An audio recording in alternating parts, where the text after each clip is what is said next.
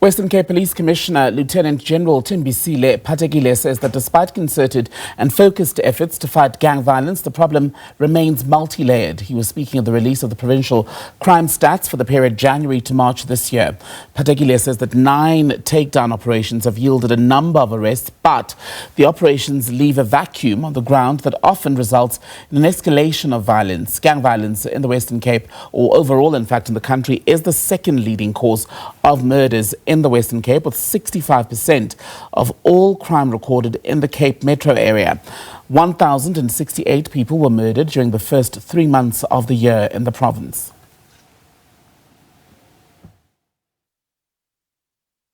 Today we have released the crime stats for the Q4 of 2024-25, which we've seen the reduction in our murders. Attempted murders, many cases that have gone down, with the exception of commercial crimes and the assault GPHs that we had there, and arson, I think.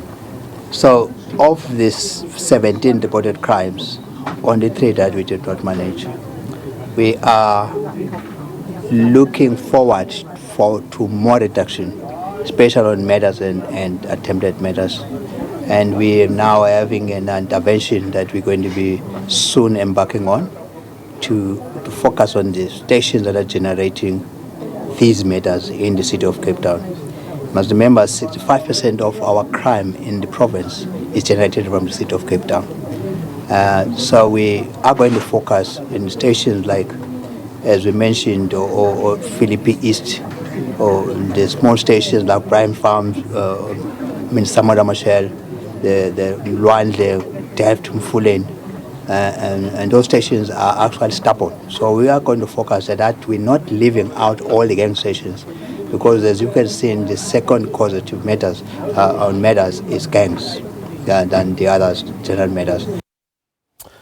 Well, let's talk more about the latest crime statistics, in particular the issue of gang violence in the Western Cape. The Cape Crime Crisis Coalition sounding the alarm, calling on President Cyril Ramaphosa to establish a national commission of inquiry to address the scourge.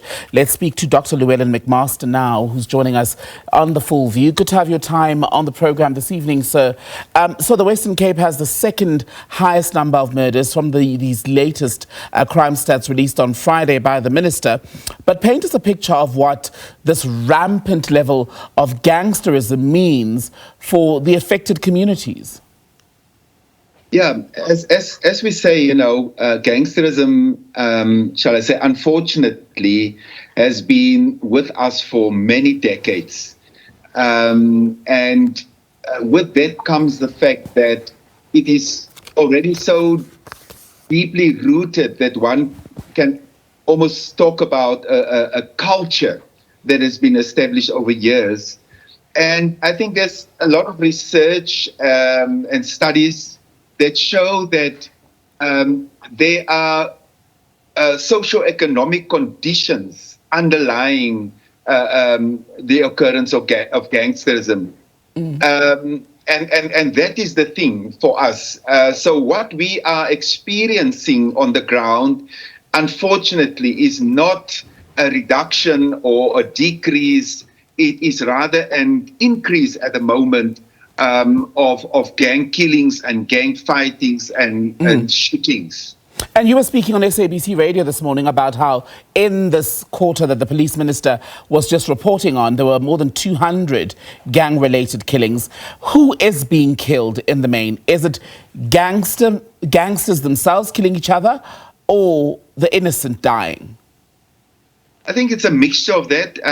I think the majority are indeed gangs fighting each other.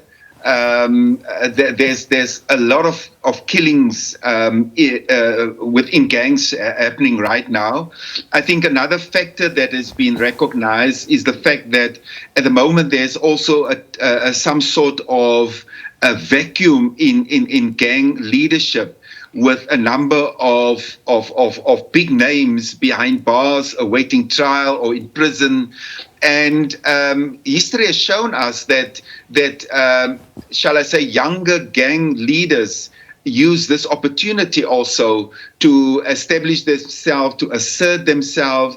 And so many times it goes with increased violence of sorts. Right. And that is at the moment happening on the streets of Cape Town. How then do you begin to fight a scourge where, for instance, you've got prominent gang leaders who are jailed when they are eventually arrested after a reign of terror, as communities often tell us, but then they are either able to still run the streets from behind prison cells, or, as you were saying, there is the emergence of new groups or new leaders who in some instances were told, in fact, become more ruthless because they are trying to establish themselves and gain ground in the particular community where they exist?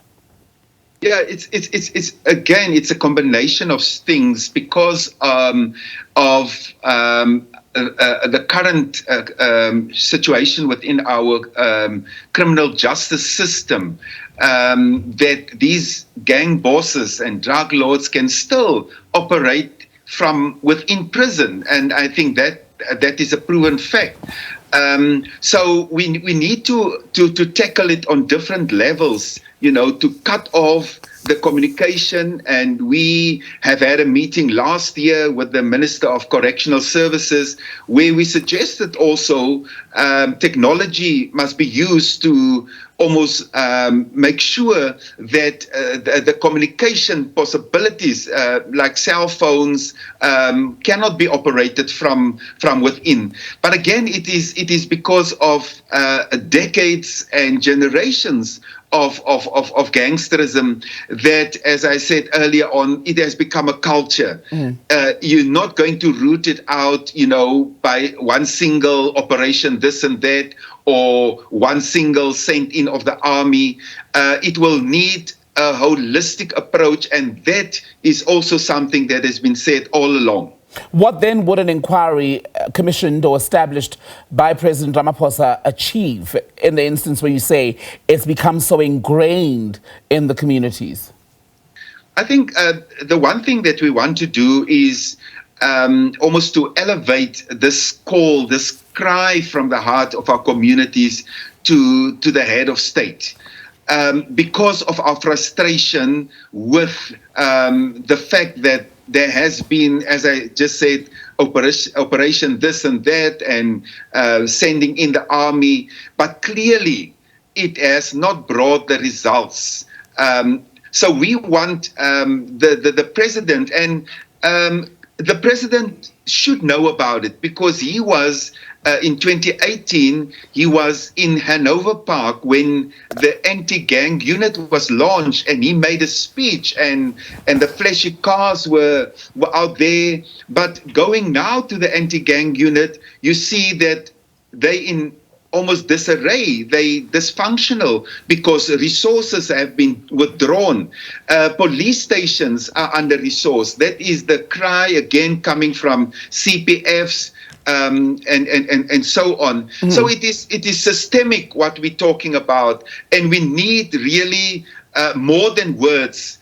We are impressed with things that the Minister of Tunu has said since he started last year, but that is not enough right now. At the moment, there is a low intensity war raging on the streets of Cape Town. You used the phrase systemic issue here, and on that point, would you agree that it's one thing to bring in the military to establish a commission of inquiry, but until you've dealt with some of the other issues that fuel the pipeline of especially young men in areas like the Cape Flats becoming involved in gangsterism, i.e. poverty, the high number, well, not high, but the number of young people who are not in school, for example, be it at a basic education level or tertiary, then this problem will remain, because when they look around them, we're seeing in some communities that the people who are sometimes living a comfortable life, let's say, are those who are involved in crime.